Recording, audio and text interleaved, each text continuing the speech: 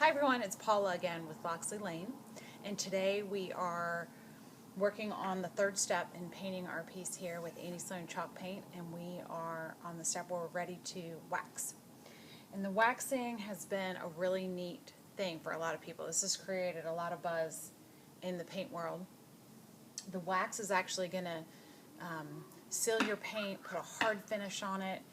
You can buff it to a really nice shine. And I'm going to show you how to do that today. So you actually don't have to use wax with Sloan paint. You can take really fine steel wool and take it across the paint and actually bring it to a really nice shine. But if you want to preserve your piece and get that chalky feel off of your piece, then the clear wax is the way to go. So the clear wax is it's a really neat. It's a paste. It's kind of like Crisco, maybe a little softer than Crisco. But anyway, what you're going to need with this is you're going to need to have some clean rags, t-shirts, or I get the rags from Lowe's. They're like $3.99, and you get a bag of like 100 of them. That way I can just throw them away, and it's not really a big deal. And I do use the Sloan wax brush. The wax brush is different than the painting brush. The paintbrush is rounded and has really big fat bristles. The wax brush, which is really neat too, is flat. So you can kind of see this one's rounded and this one is pretty flat. And this is great because it's really going to help you push your wax into your paint. You don't have to have this. If you're just doing one or two pieces, you don't have to. You can certainly just dip your rag in wax and go ahead and rub it into your wood. The thing with wax that you need to be careful of is you don't want to use too much. Sloan, in one of her videos, talks about it like putting on lotion. You want to just put enough that you put lotion on your hands when they're dry and the lotion soaks into your hands, but you're not left with a bunch of grease on your hand. Too much wax is going to make you not a happy camper with your piece. So we want to use the wax sparingly. We want to use just a little bit. We want to push it into the wax, and we're actually going to wax on, and then we're going to rub off. So wax on, rub off. So I take the waxing brush and just kind of dip it into the can. Some people like to take some of this out, put it on a paper plate so they're not contaminating the brush maybe from a past piece. And that way they know it's clean, they know there's nothing else in the jar. I haven't had any problems with it, so I just go ahead and dip it in and brush it off. So it's not caked on. I don't know if you can see, just a little bit of wax there. And I work within a really small space. So I kind of start pushing the wax in. And you'll know when you need some more wax because you'll see it start to thin out. I also like to make sure in my last couple of brush strokes that I'm going with the grain of the wood and I'm going with the piece from left to right.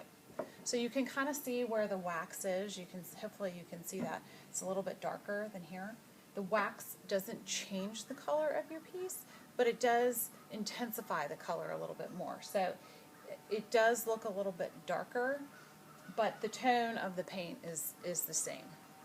So then I take a rag, just like this, and I'm going to wipe it off. You're not buffing at this point, but you're really just wiping it off so that it's smooth to the touch. If you can take your finger and actually see the wax after you've wiped off, you have way too much wax on. So remember, we just want a little bit. We want to rub it into this piece nice and even.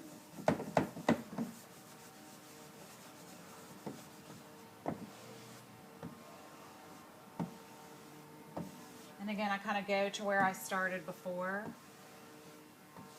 and then I'm just going to rub it off. So there is nothing complicated about this at all. Right? It's pretty easy. So you can see the difference between the top and the bottom. It's just intensified a little bit more. You can see, I think it brings out the distressing really, really nicely. And then you want to leave it alone. So this is kind of like the paint that we were talking about before in the video. The wax has to dry. So if you see a piece and you think, oh my gosh, I missed that, and it's already started drying, leave it. Leave it until tomorrow. Come back, you can touch it up. If you don't, and you start getting into the wax after it's started to set, you're going to start pulling the wax just like you would start pulling the paint. So I would wax it off, leave it alone.